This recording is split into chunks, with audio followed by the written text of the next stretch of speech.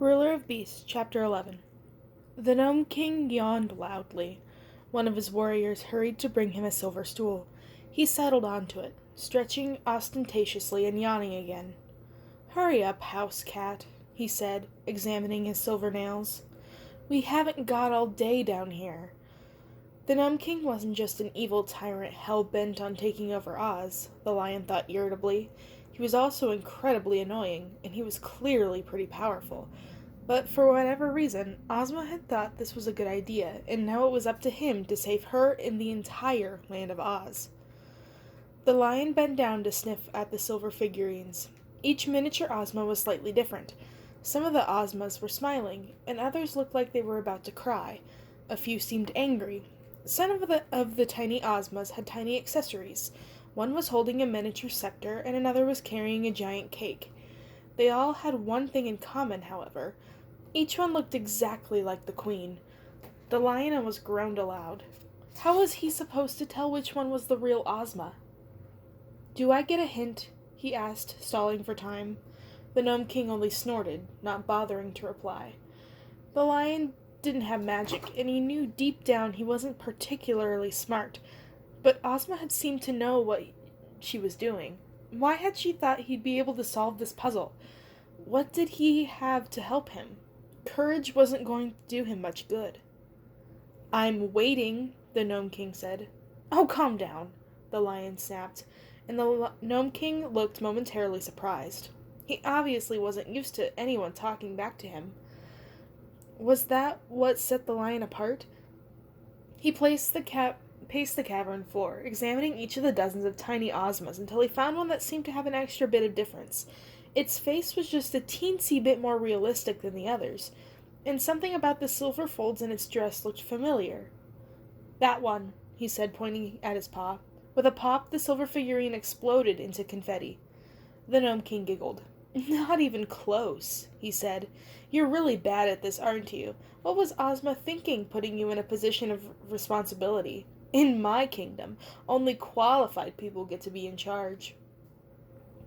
"I wish you'd stop talking," the Lion King muttered under his breath. Muttered under his breath, trying not to panic. He still had two more guesses. There was still a chance to save Ozma and Oz, but the Gnome King was getting restless. His warriors shifted where they stood, their armor clanking. "Maybe I should just kill you," he said thoughtfully. "You can't," the lion said quickly. "You made a bargain. Ozma sealed it. The deal was that if you recognize Ozma, I'd let you both go," the Gnome King said. "I didn't say anything about not killing you." "I can't recognize Ozma if I'm dead," the lion pointed out. "So technically, you did agree to keep me alive."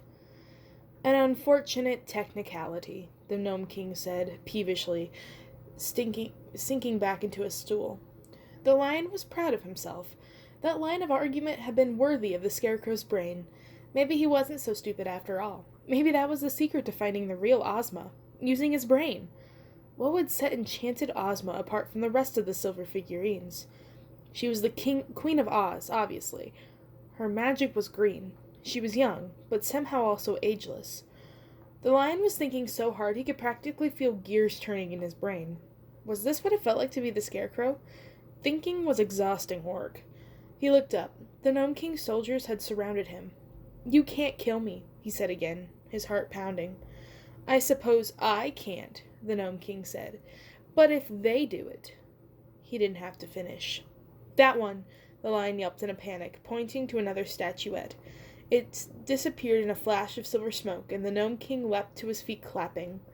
"Never mind," he exclaimed. "This is rather fun. You're doing my work for me, you stupid cat. Watching you suffer is almost making up for how boring this whole afternoon has been." He waved at his soldiers, and they advanced toward the lion in a terrifying ring. The lion's fear turned to anger. He was still the king of the beasts of Oz, and he did not appreciate being bullied by this creepy king. The lion reared back on his hind legs, roaring fiercely. To his satisfaction, the soldiers took a step backward. It was impossible to read their expressions behind the black helmets, but he imagined they looked impressed and a little afraid. "That's more like it," he said. "Oh, whatever," said the Gnome King. "You've only got one guess left anyway, and I'm sure he'll botch that one too." he sat back down, looking sulky. The lion's mind raced. This was it. If he chose the wrong, both Oz and its queen were toast. His stomach rumbled loudly. He hasn't eaten since he and Ozma had their little snack.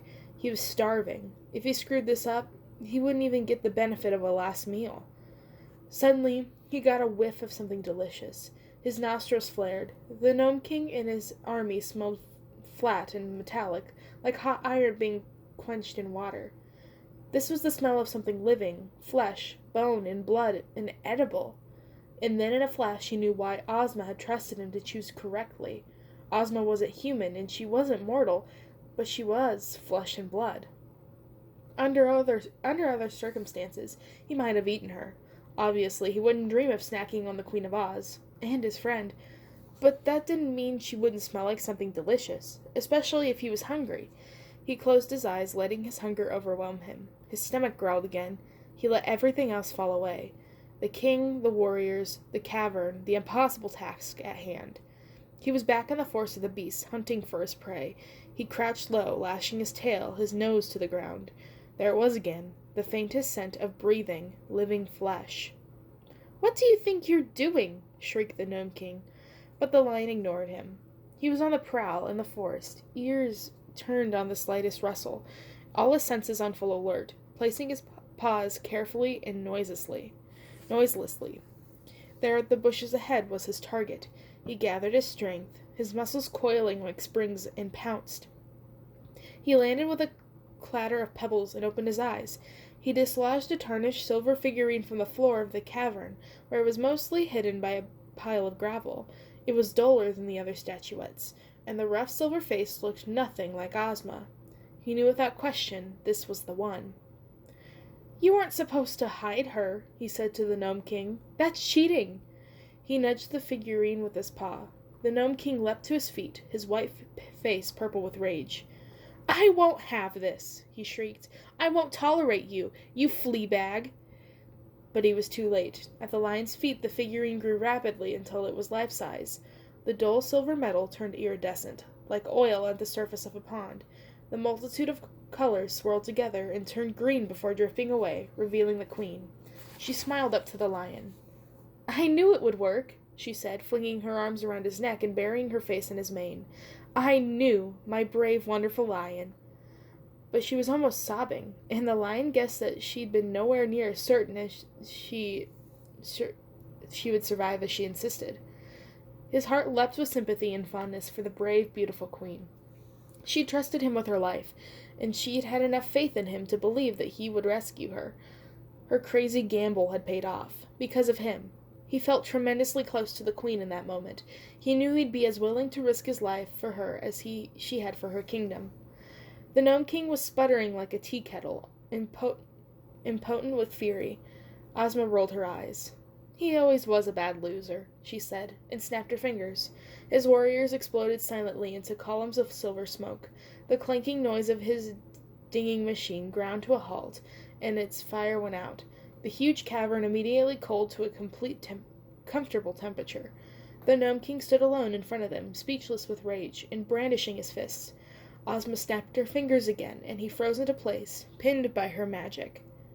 "You have something that belongs to Oz," Ozma said cheerfully, skipping over to him, and lifting the ruby necklace over to his head.